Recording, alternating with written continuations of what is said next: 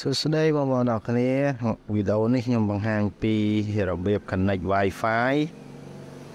បាទជាមួយនឹងម៉ាស៊ីន print HP នេះcolor Laserjet Pro m182fw បាទជាមួយនឹង computer បាទអញ្ចឹងយើងភ្ជាប់ដោយប្រើប្រាស់ computer ដែលភ្ជាប់ Wi-Fi បាទអញ្ចឹងចង់បញ្ជាក់ផងដែរថាទី1បងប្អូនត្រូវ connect printer ជាមួយ computer តាមរយៈ USB print ជាមុនសិនបាទអាហ្នឹងវីដេអូទី1បងប្អូនអាចទៅមើលបានខ្ញុំក៏មាននៅក្នុង channel ដែរបន្ទាប់ពីយើង connect print ចេញអីធម្មតាហើយយើងបងប្អូនអាច follow តាមវីដេអូនេះបានបាទអញ្ចឹងខ្ញុំមាន computer នោះបាទនេះដែលភ្ជាប់ Wi-Fi បាទអញ្ចឹង Wi-Fi ខ្ញុំឈ្មោះនេះបងប្អូនចាំបន្តិចបាទ Wi-Fi របស់ខ្ញុំឈ្មោះនេះបាទបងប្អូននេះបាទអញ្ចឹងខ្ញុំនឹង connect printer Wi-Fi តាមរយៈ computer ហ្នឹងដោយ connect ជាមួយនឹង Wi-Fi ហ្នឹងបាទអញ្ចឹងខ្ញុំមាន driver នេះហើយនេះ driver ខ្ញុំ download ពី website HP បាទយកអា full web package នេះបងប្អូនបាទអញ្ចឹងបងប្អូនមកមើលទៅលើកញ្ចក់ computer នេះទាំងអស់គ្នាទី1បងប្អូនត្រូវ open file នឹងដូចខ្ញុំយ៉ាងមក double click លើវា double click ឲ្យវា load អញ្ចឹងបងប្អូនចុច yes មកយើងរងចាំបន្តិចបាទចេញចេះបងប្អូនចុច continue ទាំងនេះបងប្អូននេះយកអានេះក៏បានដែរនេះយកអា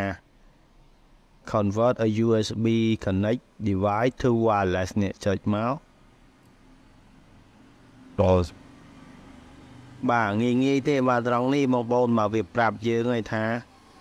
នេះ Wi-Fi ដែលភ្ជាប់ជាមួយ computer ហ្នឹងតាមរយៈអីបាទអញ្ចឹងអា USB print ដែលយើងដោតហ្នឹងគឺកុំដកបងប្អូនបាទយើងចង់សូ password សូទាំងនេះមក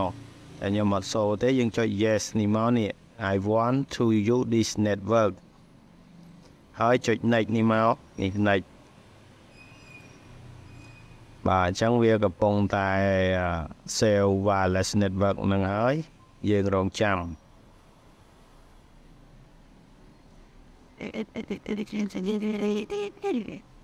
អាហ្នឹងសម្រាប់ម៉ាស៊ីន print ដែលអត់មានអេក្រង់ចុច search Wi-Fi ទៅលើម៉ាស៊ីន print យើងប្រើតាមអញ្ចឹងបងប្អូន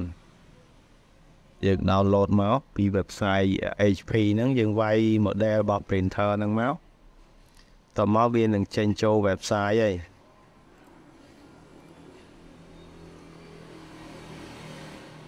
ចឹងយើងបន្តរងចាំបាទវា load អញ្ចេះយើងវាអត់ទាន់ជាប់ទេ printer found អូខេអញ្ចឹងយើងលេចមកទៅសាកលេចសិនខ្ញុំអត់ទាន់ច្បាស់ដែរ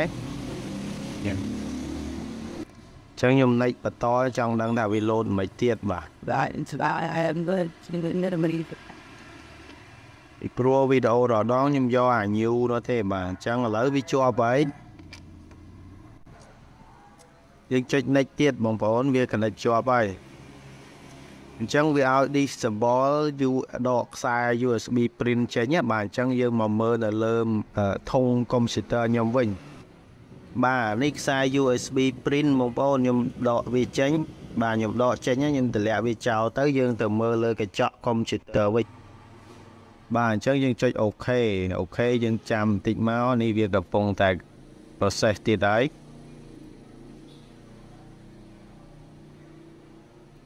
បាទយើងរកចាំមកបាទអញ្ចឹងបញ្ជាក់ម្ដងទៀតអា USB print cable មិញខ្ញុំដកចេញហើយអញ្ចឹងយើង print តាមខ្សែលែងបានហើយយើងព្រោះឲ្យយើងដកវាចេញមិញហ្នឹងណាអញ្ចឹងបងប្អូនមើលអាវីដេអូទី1ទៅបាទខ្ញុំផុសលើខាងក្រោមវីដេអូហ្នឹងរបៀប install driver printer បាទតាម USB print ណាបាទហើយអាវីដេអូទី2ខ្ញុំបង្ហាញនេះគឺបងប្អូនកំពុងមើលនេះគឺវីដេអូទាក់ទងនឹងការ connect Wi-Fi បាទទៅកាន់ printer ហ្នឹងបាទព្រោះវារៀងពិបាក តឡើង Wi-Fi តិចដោយសារវាអត់មាននៃក្រោងចុចបាទវាលោតដូចនេះបងប្អូនមកយើងចាំតិចទៀតវាកំពុងតែវិលតានេះមែនបើពួក 283fw ឯងវាមាននៃក្រោងសម្រាប់យើង search Wi-Fi បាទខ្ញុំបន្តតិចចឹងយើងអត់ប្រមាថទេយើងចុចនៅលើអេក្រង់របស់ computer printer ទៅយើងអាច search ឈ្មោះ Wi-Fi និង Wi password អីបានហើយ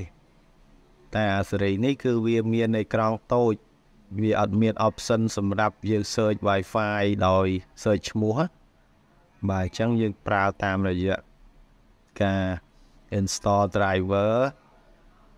ដើម្បីឲ្យវា connect Wi-Fi ឲ្យស្គាល់ទៅដូចនឹង computer ដែលកំពុងតែ connect Wi-Fi នឹងអញ្ចឹង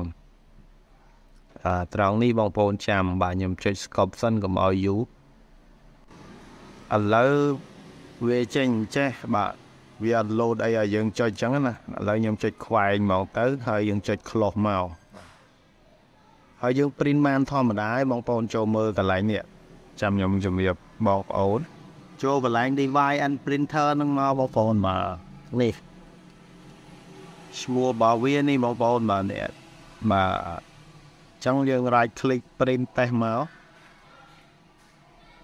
នេះបាទយើងយក property បាទចុចបាច់មក print test ហ្នឹងបាទនេះគឺយ៉ាងស្រួលបាទតោះមកយើងទៅមើលនៅលើកញ្ចក់ម៉ាស៊ីន print វិញបាទកញ្ចក់ម៉ាស៊ីន print មើលនៅលើម៉ាស៊ីន print វិញបាទនេះដោយសារវាខុសកណ្ដាស់បងប្អូនបាទអញ្ចឹងយើងចុច OK មកដើម្បីវា print ចេញយើងយក A4 ដល់ពេល print កណ្ដាស់ letter វាចេញបាទ status then I share the secret អូខេបាទឥឡូវ print test ចេញធម្មតាហើយបាទអានេះវាជាប់ print មុនអញ្ចឹងបតេបតាទៅយាយ